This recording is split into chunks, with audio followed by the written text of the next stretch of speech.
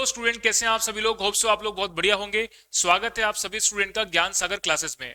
देखिए स्टूडेंट, ज्ञान सागर क्लासेस एकमात्र प्लेटफॉर्म है जहां पर आपको फाउंडेशन से लेके प्लेसमेंट की तैयारी देखने को मिलती है। यहाँ पर हम सीएमए फाउंडेशन, इंटर फाइनल के साथ साथ कैंपस प्लेसमेंट की तैयारी भी करवाते हैं।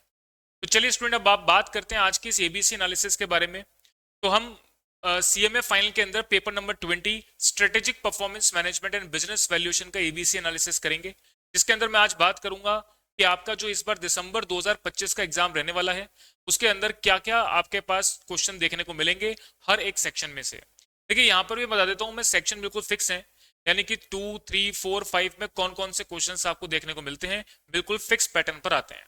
थोड़ा सा प्रिडिक्शन कुछ एक आध चैप्टर को लेकर डिफरेंट हो सकता है, जिसके बारे में मैं अभी बात करूंगा। तो चलिए शुरू करते हैं। देखिए सबसे पहले मैंने बोला पहला पार्ट जो आपका कंपलसरी पार्ट है, इसमें 15 क्वेश्चन और हर एक क्वेश्चन 2 मार्क्स का, टोटल 30 मार्क्स की कवरेज देखने को मिलती है। तो पहला सेक्शन आपका जो है वो कंपलसरी है। दूसरे का जो ए पार्ट है वो मॉड्यूल A1 में से, और दूसरे का बी पार्ट जो है मॉड्यूल 2 में से थ्योरी के रूप में आता है। देखिए मॉड्यूल 1 जो है यहाँ से भी थ्योरी कवर होती है, मॉड्यूल 2 है यहाँ से भी आपकी थ्योरी कवर होती है। तो ये थ्योरी वाला सेक्शन है, ये थ्योरी यहाँ पर कवर देखने को आपको मिलेगी। इसके बाद थर्ड का ए पार्ट जो है वो आपका इकोनॉमिक एफिशिएंसी का है, जिसके अंदर हम बात करते हैं कि किसी भी फंक्शन को मिनिमाइज और मैक्सिमाइज करने को लेकर के बात होती है, यानी कितना आउटपुट प्रोड्यूस करें ताकि आपकी ओवरऑल कॉस्ट या रेवेन्यू मिनिमम या मैक्सिमम हो। तो मिनिमाइजेशन, मैक्सिमाइजेशन को लेकर के इकोनॉमिक एफिशिएंसी का ये है आपका थर्ड का ए पार्ट, जहां से क्वेश्चन पूछा जाएगा। थर्ड का बी पार्ट जो है वो मॉड्यूल 4 में से पूछा जाता है। ये रिस्क मैनेजमेंट और कॉर्पोरेट रिस्क मैनेजमेंट जो है ये आपका थ्योरेटिकल डिस्कशन है, और यहाँ पर भी आपको जो सवाल देखने को मिलेगा वो थ्योरी का सवाल देखने को मिलेगा। इसके बाद स्टूडेंट फोर्थ का ए पार्ट में बात करूं तो यहाँ पर डू पॉइंट एनालिसिस का सवाल इस बार आएगा कंफर्म। तो डू पॉइंट एनालिसिस आप लोग पढ़ेंगे। फोर्थ का बी पार्ट जो है, क्योंकि पिछली बार फोर्थ के बी पार्ट में यहाँ पर कॉर्पोरेट फेलियर के अंदर अगर मैं बात करूं तो एनसीएईआर मॉडल है वो आपसे पूछा जाएगा। इसके अलावा बेनिश का एम स्कोर मॉडल पूछा जाएगा। तो यानी कि यहाँ पर एनसीएईआर मॉडल और बेनिश का एम स्कोर आपको जरूर से पढ़ना है, इस बार के एग्जाम के पॉइंट से दोनों रिलेवेंट हैं। इसके बाद देखिए फिफ्थ का ए और बी जो है वो वैल्यूएशन ऑफ बिजनेस का क्वेश्चन आता है। दोनों ही क्वेश्चन आपके वैल्यूएशन ऑफ बिजनेस को लेकर के आएंगे। मैं यहाँ पर ही बता देता हूँ कि आपका जो पहला सेक्शन है वैल्यूएशन ऑफ बिजनेसेस का, यहाँ से free cash flow to firm and free cash flow to equity के सवाल आपको यहाँ से दोनों देखने को मिलते हैं। इसके बाद सिक्स का ए और बी पार्ट बात करें तो ये वैल्यूएशन मॉडल से सवाल है। वैल्यूएशन मॉडल में पहले तो बात कर लेते हैं स्टूडेंट कौन कौन से चैप्टर्स हैं जो आप पढ़ते हैं। देखिए इसमें प्लांट एंड मशीनरी इतना इंपॉर्टेंट नहीं है, इन्वेंटरी इतना इंपॉर्टेंट नहीं है। वैल्यूएशन ऑफ इन्वेस्टमेंट आपके लिए इंपॉर्टेंट है। इसमें वैल्यूएशन ऑफ शेयर्स जो है वो पूछा जा सकता है, बट ये सीएफआर वाले सेक्शन के अंदर पूछ लेता है, तो इसलिए यहाँ पर थोड़ा कम रिलेवेंट में मान सकता हूँ। वैल्यूएशन ऑफ इंटेंजिबल में कॉपीराइट में इतना खास नहीं है, गुडविल में आप सीएफआर में पढ़ते हैं। ब्रांड वैल्यूएशन इस बार के लिए इंपॉर्टेंट है, मैंने ब्रांड वैल्यूएशन काफी टाइम से नहीं आया है इसलिए मैंने इसको इंपॉर्टेंट रखा है। इसके अलावा ह्यूमन रिसोर्स से भी काफी टाइम से सवाल नहीं आया है। मैं स्टूडेंट बता देता हूँ, एमवीए एमबी ईवीए के अलावा आप ह्यूमन रिसोर्स मैनेजमेंट को यहाँ पर आप कंसीडर करेंगे सिक्स्थ के बी पार्ट में।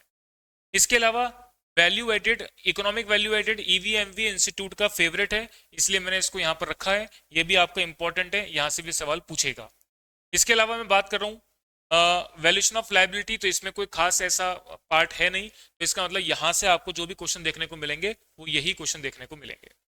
इसके बाद सेवेंथ का ए और बी जो है वो मर्जर एंड एक्विजिशन में से देखने को मिलेगा। तो सेवेंथ का ए और सेवेंथ का बी दोनों आपका सेक्शन जो कवर करेगा वो मर्जर एक्विजिशन वाले चैप्टर से करेगा। बहुत ही इंपॉर्टेंट चैप्टर है, जरूर से इसको आप पढ़ के जाएंगे। इसके बाद हम बात करते हैं एट्थ का ए और बी। देखिए एट्थ का बी पार्ट भी मर्जर एंड एक्विजिशन के सवाल देखने को मिलेगा, लेकिन एट्थ का ए जो है वो कोई ना कोई वैल्यूएशन मॉडल से सवाल होगा। और वैल्यूएशन की बात करें तो यहाँ पर आपके पास ये जो वैल्यूएशन मेथड्स दे रखे हैं, इन वैल्यूएशन मेथड में से कोई ना कोई आपको देखने को मिलेगा। तो वैल्यूएशन में से आपको यहाँ पर देखने को मिलेगा, कोई सा भी वैल्यूएशन मॉडल आप पकड़ सकते हैं। देखिए स्टूडेंट, ये सारी बातें मैंने जो आपके साथ डिस्कस करी वो इस बार के दिसंबर 25 से रिलेवेंट एग्जाम को मैंने लेकर के डिस्कस करी है। मेरा एनालिसिस बनाने का point of view last past exam के क्वेश्चन पेपर का एनालिसिस है, और इसके अलावा जो इंस्टीट्यूट की साइट पर लेटेस्ट एमटीपी दिसंबर 25 एग्जाम के लिए आपके लिए अपलोड की गई है उसको भी मैंने कंसीडर किया है। अब देखें स्टूडेंट्स, ये बात आपको मेरी समझ आ गई। अब मैं बात करता हूँ प्रायोरिटी के ऊपर। प्रायोरिटी का मतलब कि कौन से सेक्शन को आप अटेम्प्ट करेंगे, कहाँ डिफिकल्टी मिलेगी, कहाँ कम मिलेगी, कहाँ जल्दी अटेम्प्ट हो सकता है, इसकी चॉइस आपको कैसे करनी है। देखिए मैं यहाँ पर बात करता हूँ सबसे पहले तो आप थ्योरी को अगर आप अवॉइड करते हैं तो पहला पार्ट तो आप देंगे इकोनॉमिक एफिशिएंसी, और फोर्थ चैप्टर आप जरूर पढ़ के जाना। ये सवाल आसान आएंगे और ये आप कर पाएंगे। इसके बाद दूसरी प्रायोरिटी आपको इसको देनी है, 2 पॉइंट एनालिसिस और NCAER मॉडल बहुत आसान से क्वेश्चन है, बहुत ज्यादा डिफिकल्ट नहीं है, कर सकते हैं। इसके बाद देखिए स्टूडेंट, बात करूं मैं, थर्ड प्रायोरिटी आपको देनी है ब्रांड वैल्यूएशन EVM। यहाँ पर कॉम्प्लिकेशंस आपको ज्यादा नहीं मिलेंगे। और इसके बाद आपको फोर्थ प्रायोरिटी रखनी है मर्जर एक्विजिशन के सवाल पर, यहाँ भी ज्यादा कॉम्प्लिकेशंस नहीं मिलते हैं। वैल्यूएशन ऑफ बिजनेस का सवाल जरूर थोड़ा सा बड़ा आ सकता है, थोड़ा हटके आ सकता है, इसको लेस प्रायोरिटी में रख रहा हूँ। और फिर आप पांचवी प्रायोरिटी मेरे हिसाब से आपको देनी चाहिए, यहाँ पर मैं कंफर्म बता रहा हूँ आपको, वैल्यूएशन एंड मर्जर एक्विजिशन पर, क्योंकि मर्जर एंड एक्विजिशन का चैप्टर बेहद आसान होता है, ज्यादा कोई मुश्किल चीज नहीं होती है, तो आप ये सेक्शन कवर कर सकते हैं। अवॉइड करने के पॉइंट ऑफ व्यू से ये पहले सेक्शन की थ्योरी और वैल्यूएशन ऑफ बिजनेस को आप अवॉइड कर सकते हैं। बाकी आपकी चॉइस है, आपने किस तरीके से अपनी प्रिपरेशन कर रखी है, कौन सा चैप्टर आपको स्ट्रांग है, अकॉर्डिंगली आप डिसीजन मेकिंग बनाएंगे। देखिए मैंने कुछ प्रायोरिटी आपको बताई कि कैसे रख सकते हो, वो आपको समझनी है। थ्योरी अवॉइड करने के लिए मैं इसलिए कहता हूं क्योंकि आप अगर बढ़िया थ्योरी भी लिख करके आएंगे तो जरूरी नहीं है कि आपको पूरे नंबर मिले, अकॉर्डिंगली वो इंस्टीट्यूट एग्जामिनर है कितने नंबर देगा वो डिपेंड करेगा।